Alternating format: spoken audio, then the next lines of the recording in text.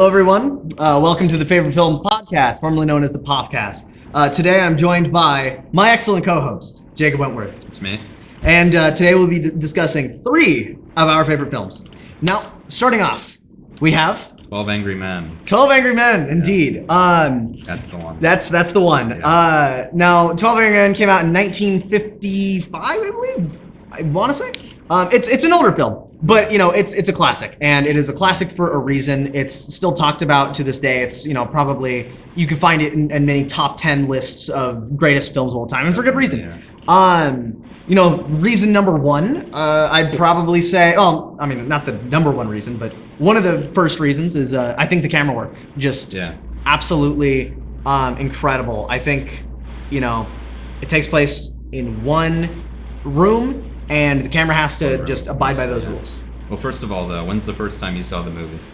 Okay, first time I saw the movie. I'm not too sure. I think I might have seen it. Maybe in a film class in high school. I think that might have been the first time, but I don't remember exactly. I saw it in middle school. Our creative writing teacher showed it to us, and not a lot of people paid attention then because it was middle school, but I thought it was pretty good, and I've watched it 2 or 3 times since then, and I really enjoyed it. Yeah, I've seen it a couple times. I actually showed my dad that movie because he hadn't seen it before. But yeah, it's excellent. I've seen it a few times. But yeah, I think going back to the camera, I just think it's in one room, and there's 12 angry men, disgruntled gentlemen. And they're discussing the fate of this boy who, they just heard the whole trial and everything, and they have to decide. And we have juror number 8. That's one of the things we don't know their names. We just have numbers of the jurors. We have juror number 8. He's the protagonist, and he has to convince the other 11 jurors why this kid is innocent, or why, how he puts it, there's reasonable doubt. Yeah, of course. Yeah. But yeah, I think just going to the cam work for a second, I think the reaction shots. The reaction shots, yeah. The close-ups that we get, that can also play into the editing. Yeah. Those reaction shots of juror number 8 specifically, I think those are really good. We get to see his slight smirk as more people sway over to his side, and unlike the others, he's not so vocal about it because he kind of wants to be passive about it, as you want to be when you're trying to convince someone. You don't want to tell them they're wrong, but you just want to tell them why you're right, more like. Yeah, exactly. Yeah.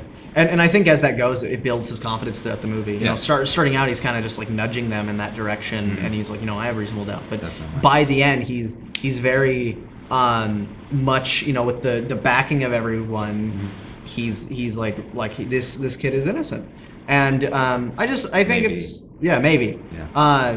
There's reasonable doubt. Yeah. But yeah, I think that the reactions, the acting with that is fantastic. Henry Fonda, Lee Jacob. Yeah. That's really good. They're good actors of their era too. Fantastic. I think one thing that the movie does well is just having certain characters in frame. The blocking of the movie is amazing because you have to the director makes sure that every single frame counts. We get the reactions of multiple people of one person stalking because we have to buy that these people are changing their minds throughout the film, and it works. I believe by the end. What do you believe by the end?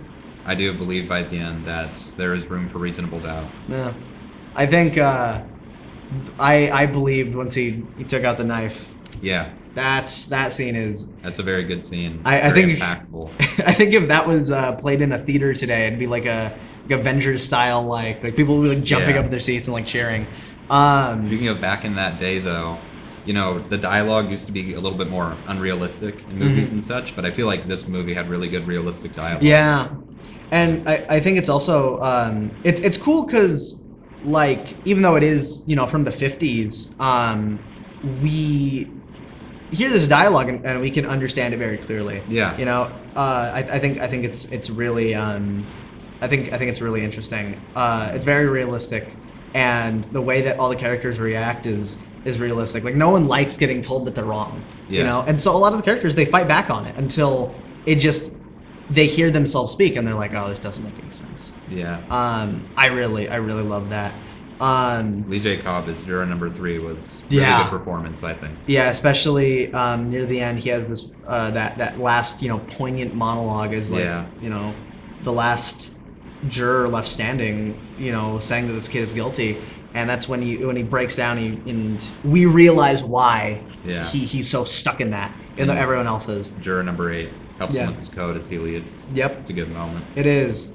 I love that. I think another moment that I really love is the scene of the one juror who's like very clearly like racist, and then all the other ones, they like turn their back on him. I think that's definitely very I would say probably a progressive film for its era as well. Definitely, yeah. And he sits in the corner for the rest of the movie. Yeah. Until the end when he says not guilty. Not guilty, yeah. That's it, very powerful moments. Yeah. I think it's interesting. I've heard people say that it starts out slow, but it's just like you need to build at least somewhat these characters and like their motivations and their personalities. Yeah. But like once we get into it, like I'm hooked. I'm in it. Like that's good. It feels like real people, despite us never knowing their name until 2 of the names at the end. It does feel like 12 real people having a discussion. Yeah, with their different opinions, varying levels of interest.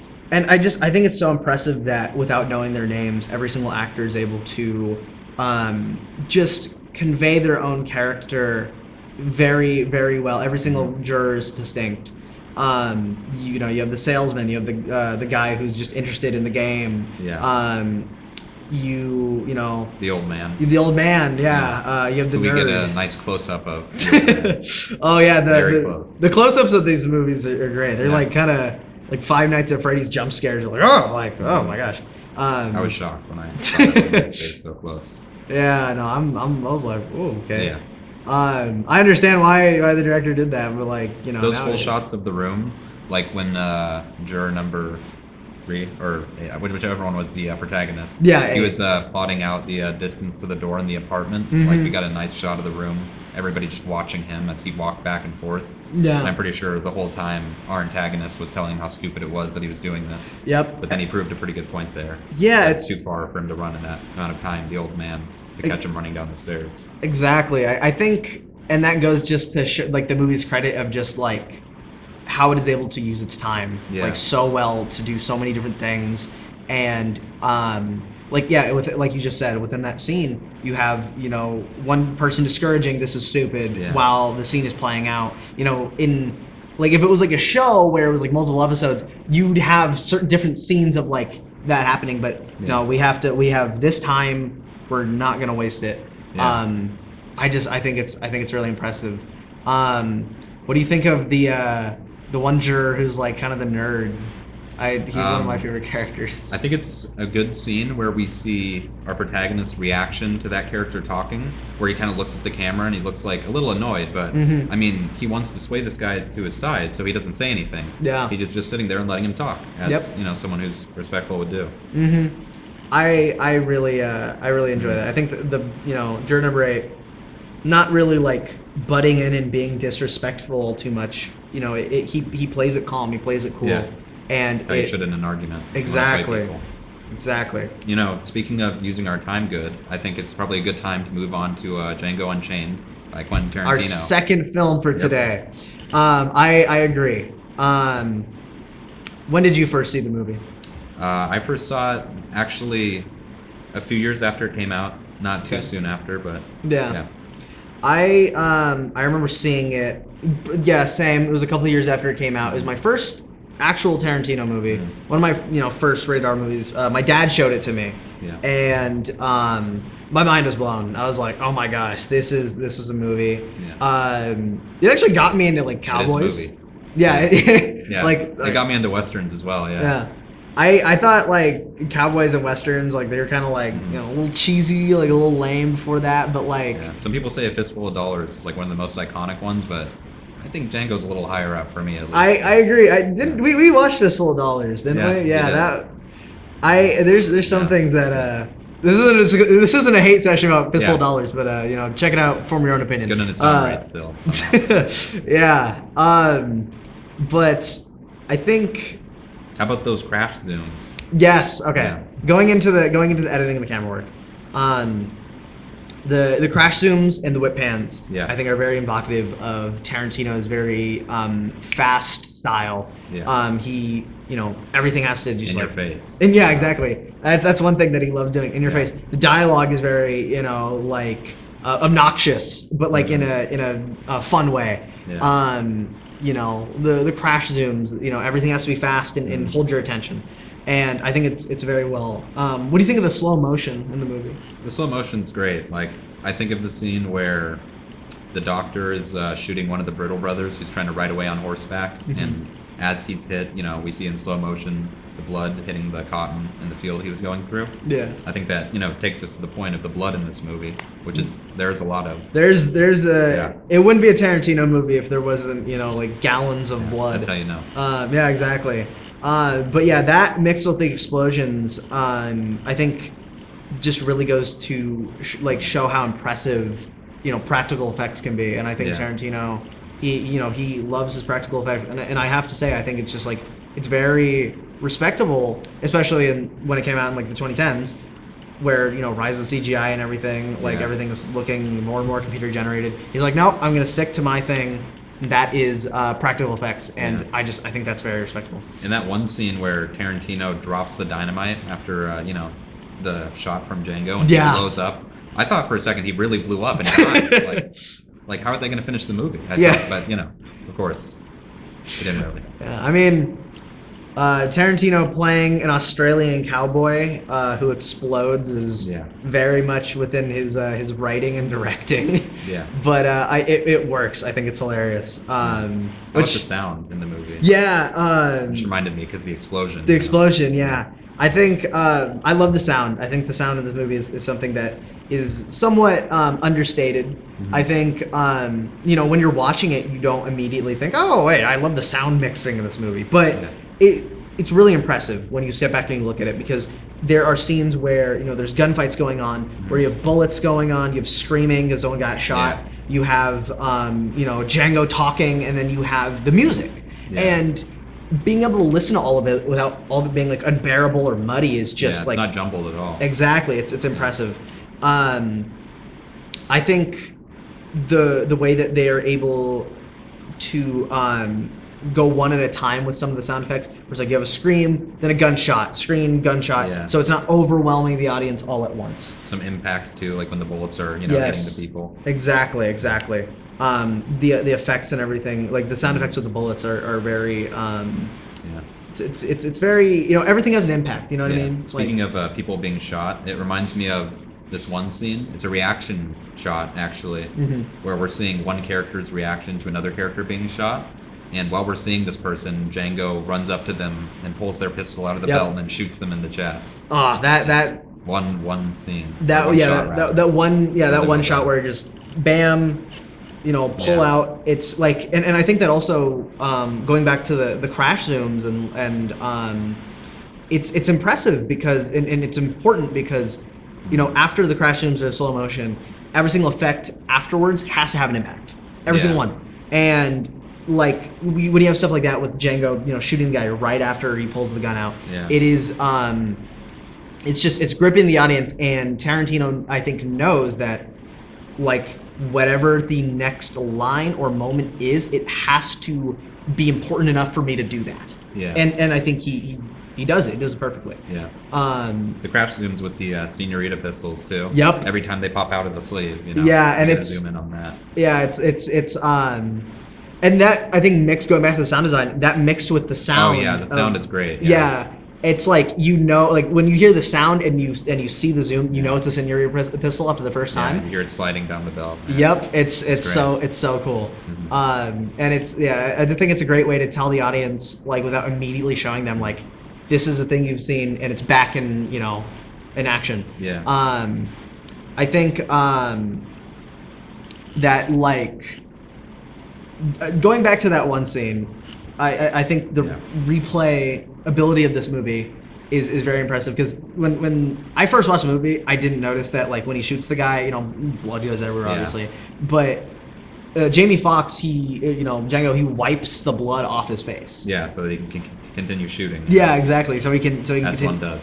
Yep, and it's like stuff like that. Like I think is just so like those small details that you can catch on your third, fourth, viewing is something that is so important that I love. That's what makes it for me. Or DiCaprio hitting his hand on the table. Yep.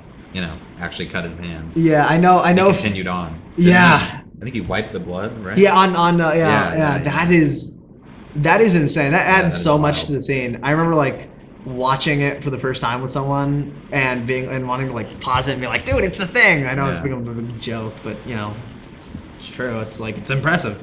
Yeah. Speaking of the good acting, we could talk about the good acting from the horses too.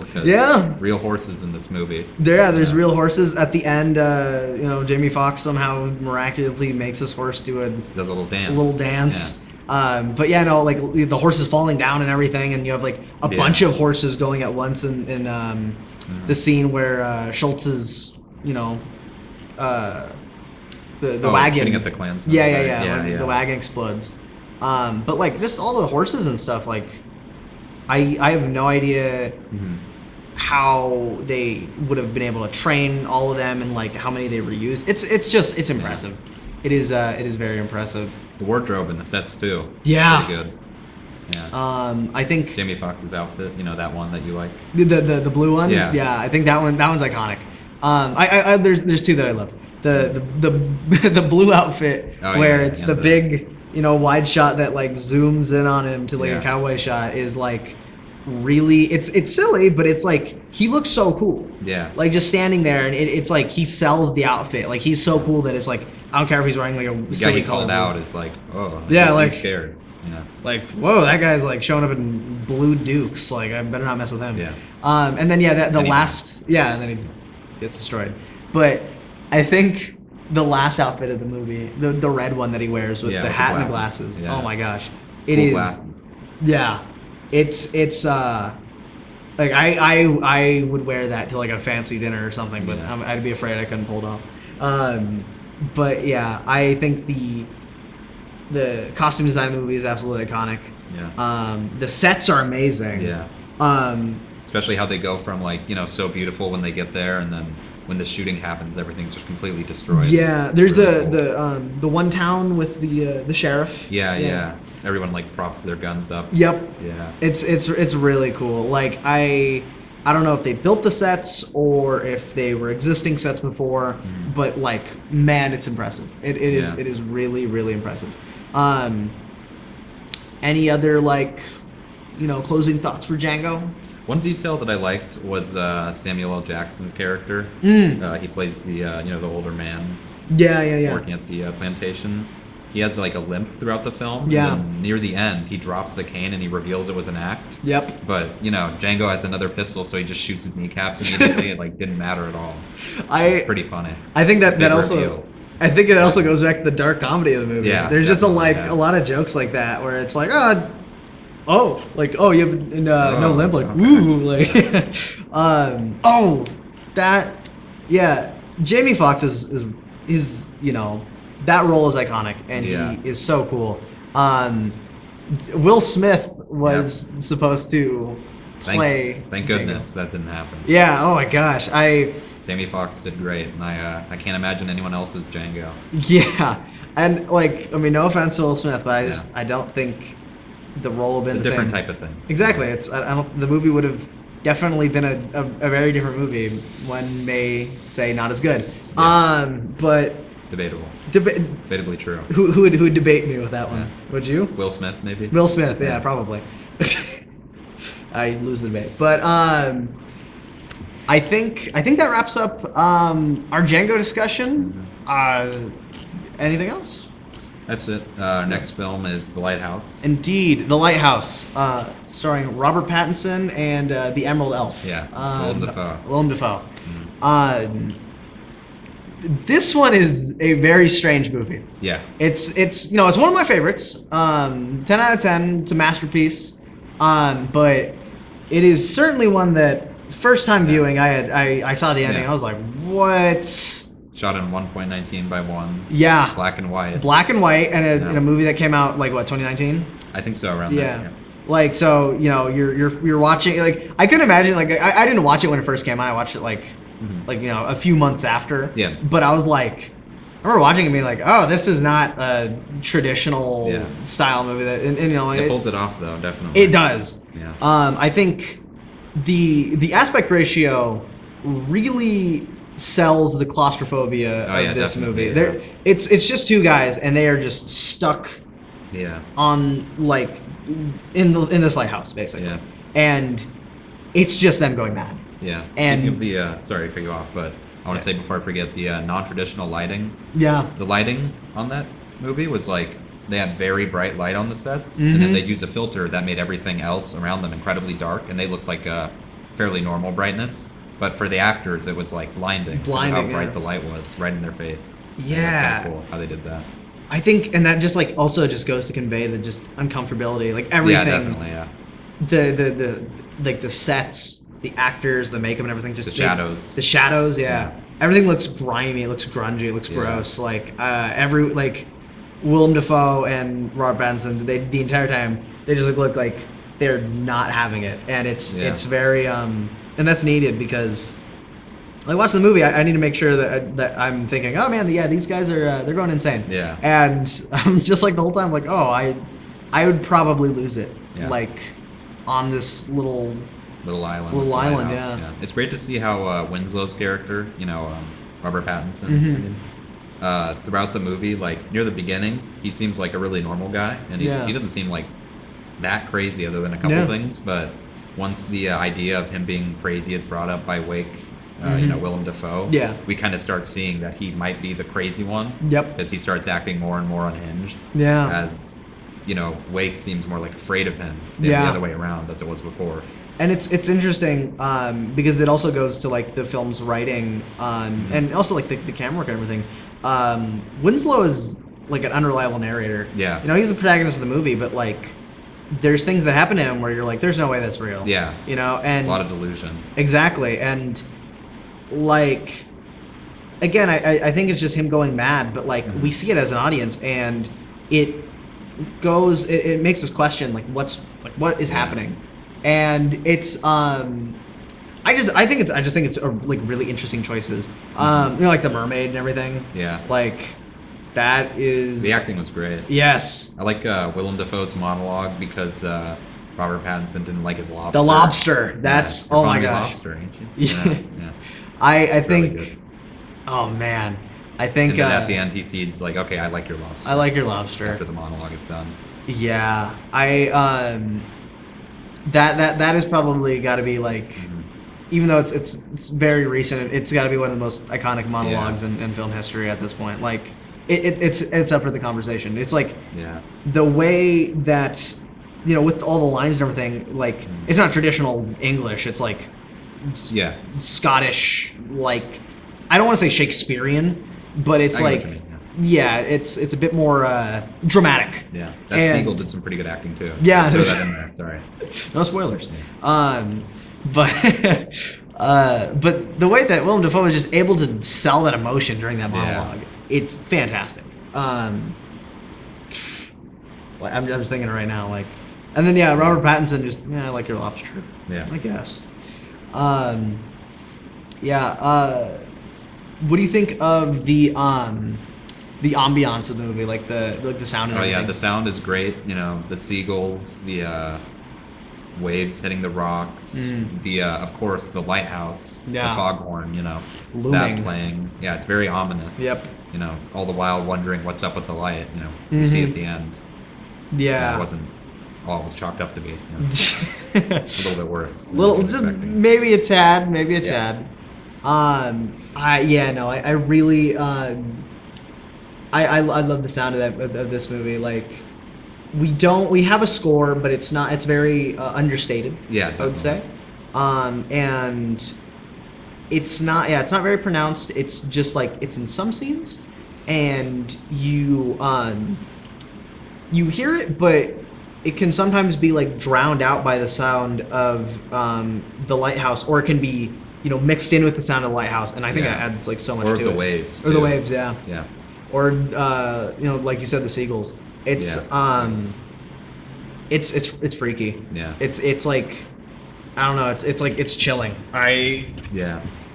I've seen it a couple times, but like the journey it takes you on, especially that first viewing. Mm-hmm. I remember sitting there and thinking like where is this gonna go?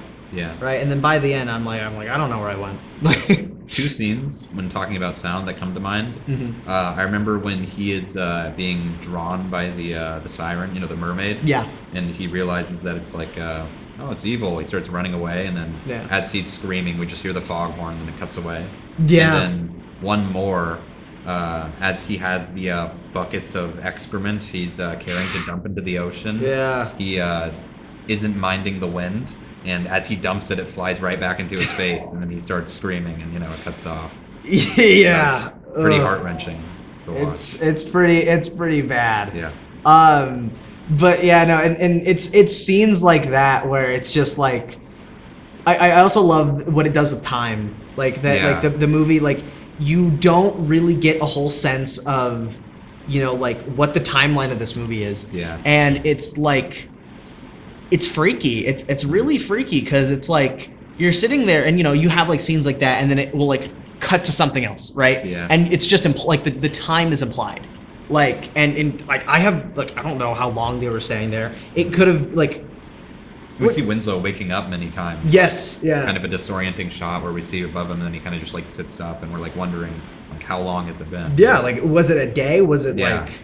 It could be the same day. He's waking up, in the afternoon or something. Yeah. Like it really messes with you, and it kind of the storm too. Makes it harder to tell the time. Yep. It's always storming. It's always storming. Mm. Oh man, this isn't super related to much, but the one shot of just like those two just standing in the storm. Oh yeah, they're waiting for the boat to come because they think like.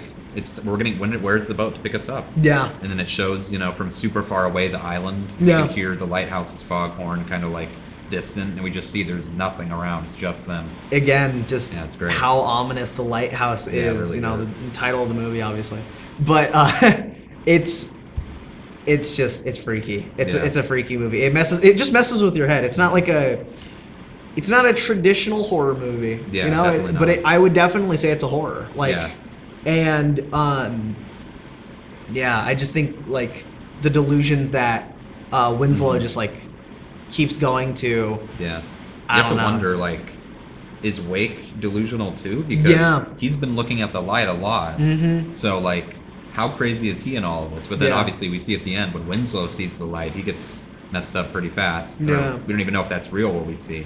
I mean, like with the Promethean thing. Yeah. I think you could argue that like they're both going on their own like weird journeys, and we're just following Winslow. Like Wake is a character in not in his mind. I'm fairly certain he's real. Yeah. But he's usually two Wickies. So. Yeah. Exactly. Yeah. So we know he's real, but it's like his. Yeah, exactly. His behavior and stuff changes throughout the movie, especially the more he reacts to just Winslow. Yeah. And it's so it's just like it messes with you. It messes with you, and you're like, what? I don't know. Yeah, I wonder if that scene where Winslow walks Wake around like a dog is really real, because if so, then they're both a little crazy for that. Yeah, and like again, like that's I'm like Wake. Like, I mean, I know he's terrified, but like, would his like sense of pride like let him like, like that happen? I mean, he calls Winslow a dog. Yeah. So like, a little foreshadowing. Little foreshadowing. You're the dog, actually. Yeah. We'll flip there. Yeah. But I love that movie. Mm-hmm. I think it is great. It is. And for them to be the only two characters we see for like the entire film, like this is kind of bouncing off 12 Angry Men. Mm-hmm. 12 guys there, and here it's just two. It's two, but it's still really like encapsulating. And they're carrying it for like 98 percent of the movie pretty much. I don't know. It's like it's so impressive, and their performances, like they are There's something else. I don't think they got any like Oscar nominations or anything, but like I think they definitely should have. That was great. Yeah, if I could like, what was happening 2019 Oscar awards season? I have no idea. I probably went to some garbage. Should have been the Lighthouse. Should have been Lighthouse. Yeah. If it wasn't nominated or won any awards. Yeah. I don't remember Robert Pattinson winning anything, but yeah, I think those two sell it. The camera work. Oh man, the lighting. Going back to the lighting for a second, the shadows. Yeah, the shadows. Like the way that there's certain scenes where it's just the subject is obviously either Wake or Winslow. Yeah, like the lobster dinner. Yeah, the lobster dinner. And one side of them is mass and darkness, and the other side is mass and darkness. But that darkness is their shadow. Yeah. And it just like it almost like looms large behind them. Exactly. It looms large, but I was gonna say I think it's freaky because the aspect ratio is already smaller than a normal one, but it cuts down that frame even more. Yeah. And so they're the only subjects, the only thing you can see. A lot of the backgrounds when they're like, shrouded in shadows, you're not seeing anything but like what the movie is showing you explicitly. Exactly. Also, I think of what you were saying about the shadows, when I said they loom large. Mm-hmm. When Wake slaps Winslow for saying, the bad luck to kill a seabird thing is nonsense, and he stands up, you see his shadow on like the ceiling, and it's like, it's huge and it's like kind of crazy looking. It's terrifying. It's really well done, yeah. And it like tense scene. It is, and it conveys. And I feel like that going forward, it conveys Winslow as like a bigger threat to Wake. Yeah. It's scary. He's I don't know. Yeah, and then like you have that ending, like the stinger. Which we don't even know is real or not. We don't know. We know he probably did look at the light. Yeah. But like, and he falls down. He falls down, obviously. But spoilers for anyone who hasn't seen the movie. When the final shot is like a slow zoom out of Robert Pattinson, and he's like being like pecked and like eaten by birds, right? And it's like we see his eye like pecked out, and they're going at his body, and makes you think of the light. How he's looking at the light, then right after you see his eyes are he's just blinded. gone. Yeah, it's like it's freaky. It's like, and again, it just goes to the whole like central theme of the movie. I don't know if that's real. Is that like in his mind? Is that what he's thinking? Is happening? Like maybe he's on the ground. Maybe he's knocked out when he fell down. Yeah, exactly. I also think of, just real quick. Yeah. I'm pretty sure the movie was partly inspired by this painting. I'm forgetting the name, but it's like an older painting where there's this guy like holding someone's wrist and looking to their eyes, and he has like a light coming out of his eyes, going into their eyes, and they're like petrified. And that's like, it's a cool painting. Yeah, I mean, I could definitely see how they drew inspiration from that. The actual lighthouse, like the light in it is like often portrayed as like this like otherworldly, like power. Mm-hmm. And it's one that they both are like they want and are like terrified of. Mm-hmm. And so I just think that I think Winslow, like at the end of the movie, if he gets that and he's blinded and he like dies, is like it's almost like an ironic twist, he's like looking for it, he wants it, he finally gets it, and then it turns out it just kills you. Yeah. If for whatever reason it blinds you, it does something. But yeah. Good movie. It is. And any closing thoughts on that? No, you pretty much got it all. Yeah. Well, that I think that about wraps it up for the three movies we have talked about today. Thank you very much for listening.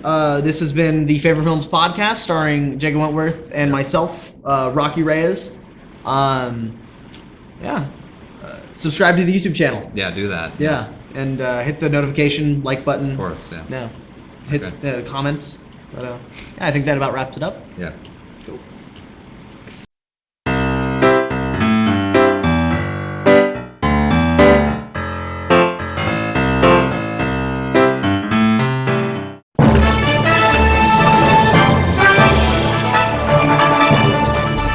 the exponential growth from the program from my first year to my third year now, that's what keeps me coming back and keeps me excited and just like fulfills me as a person. It's so impressive, and we every time we walk in here, you guys are doing something different. It's great. It's nothing but opportunities here, and we have sports to cover, we have the equipment. Because the more ambitious you are, the more opportunities you'll have. On-the-job training is huge. You get the hands-on experience. When someone asks who can do it, you know, you can raise your hand and say, I can do it. So joining the class was the best decision I ever made.